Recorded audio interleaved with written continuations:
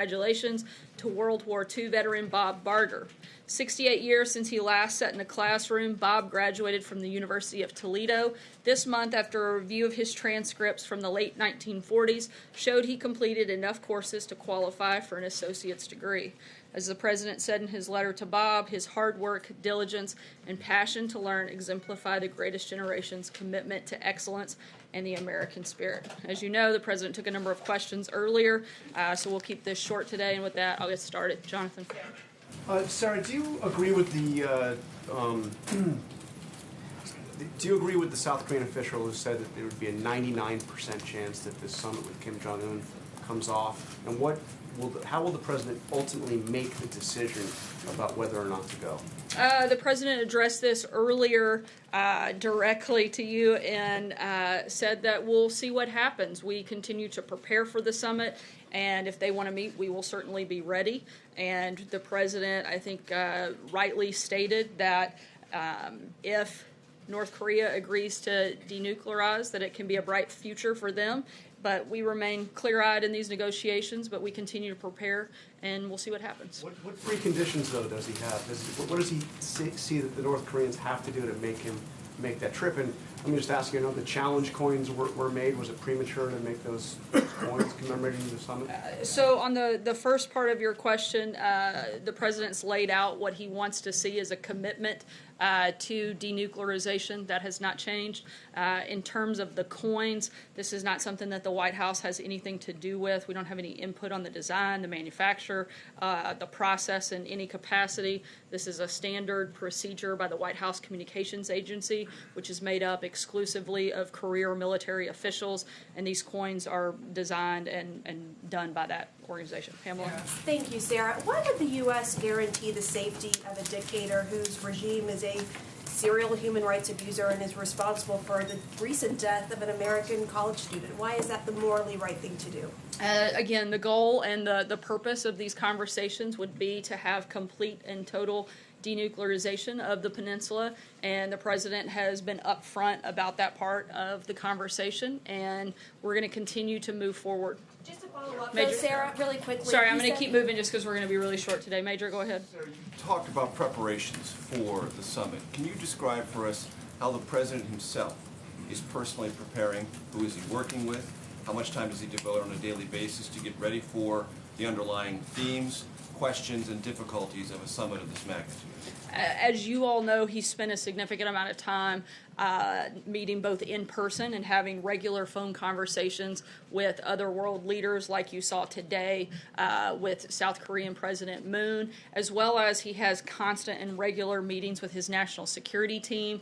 This is something they talk about on a daily basis and will continue to in preparation. Jordan? Yeah.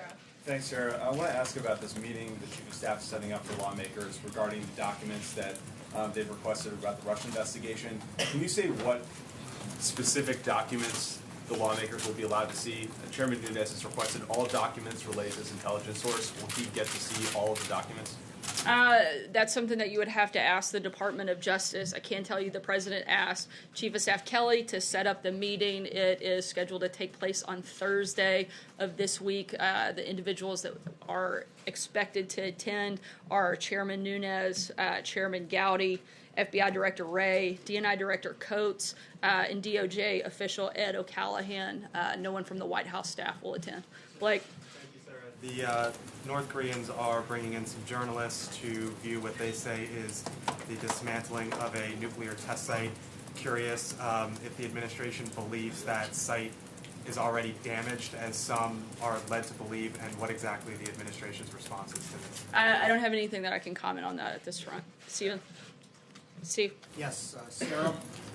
Can you tell us what was the outcome of the discussions between the South Korean president and President Trump today about the size and cost of U.S. troops in South Korea? The focus, at least in the meeting that I was in, that specifically did not come up, but certainly conversations primarily centered around preparations towards the scheduled summit.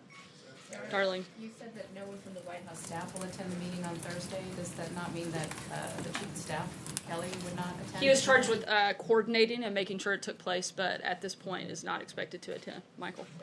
Can you respond a little bit, though, to why no Democrats would be at that meeting if the White House is putting its imprimatur on it? The Democrats have said that they think it's inappropriate to have a meeting set up with just Republicans in the Justice Department.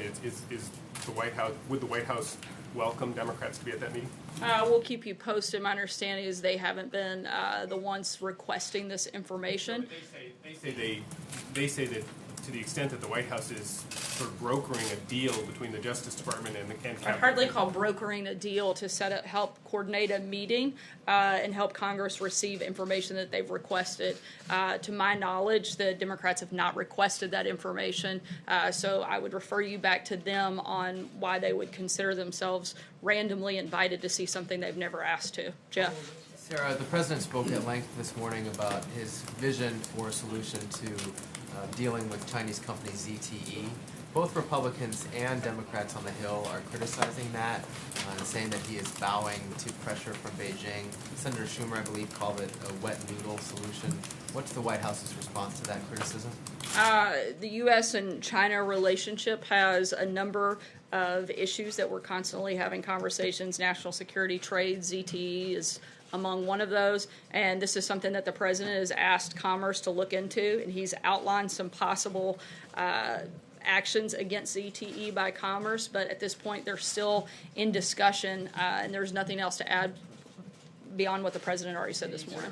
To their criticism, though, about what he has said on Capitol Hill? Like I've said a few times before, Senator Schumer is not somebody this White House is probably ever going to take advice from on how to negotiate or get a good deal on anything, particularly based on his track record. And certainly, I think his weakness when it comes to China. We finally have a president who's actually calling out China on their unfair trade practices, and not just calling them out, but actually doing something about it and aggressively pushing forward in negotiations, something that we haven't seen in decades. And so Senator Schumer is probably the last person we would call and ask for on how to make a deal. Anita?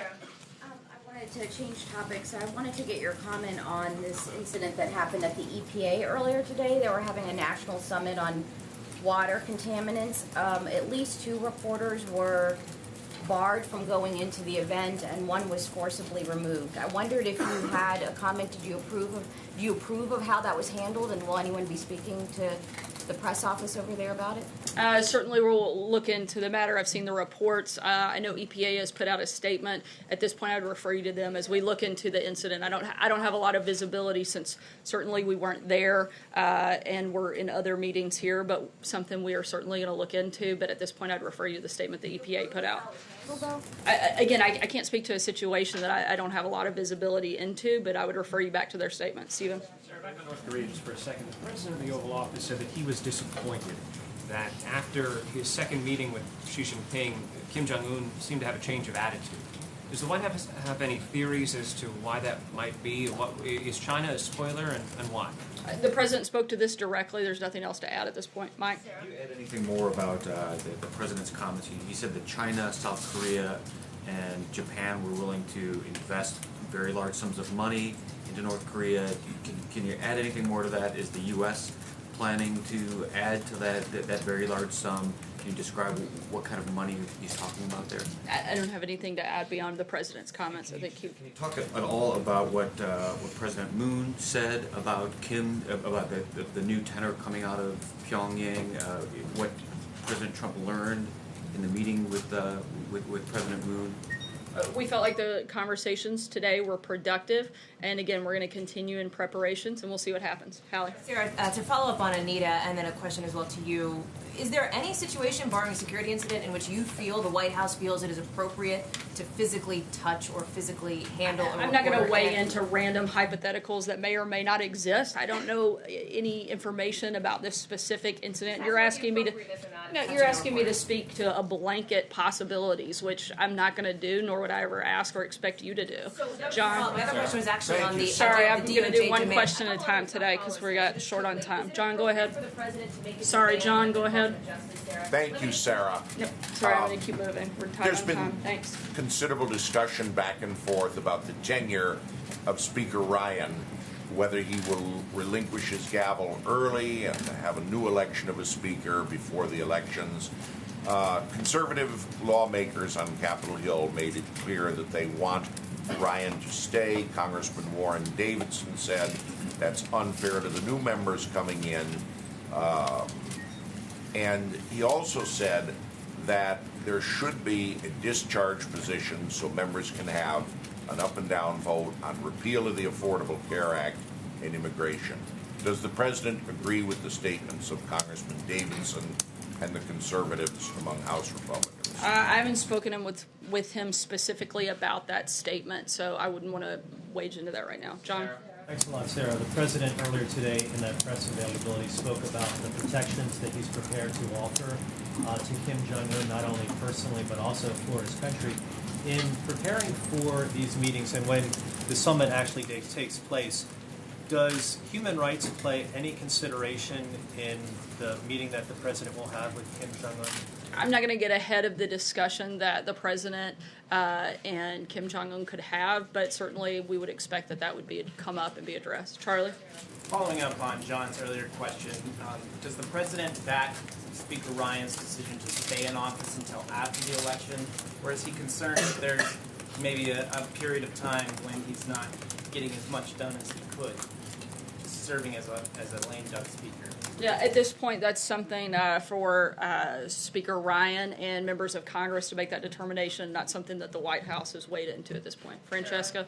Thank you, Sarah. We heard from President Trump before that meeting with President Moon, but after sitting down with him, does President Trump feel more like this summit is worth having and that it will happen? And what is the White House's drop-dead date, so to speak, for deciding whether or not to go to the summit? Again, we're going to continue to prepare, and we'll see what happens. There's really nothing to add beyond that at this point. We'll take one last question. Ben? Thank you, Sarah. I wanted to ask about Gaza. The violence continued today. Does the White House have any plans to meet with the Palestinian Authority? There are no scheduled meetings at this point, but if something changes, we'll certainly let you guys know. Thanks so much. Have a great day.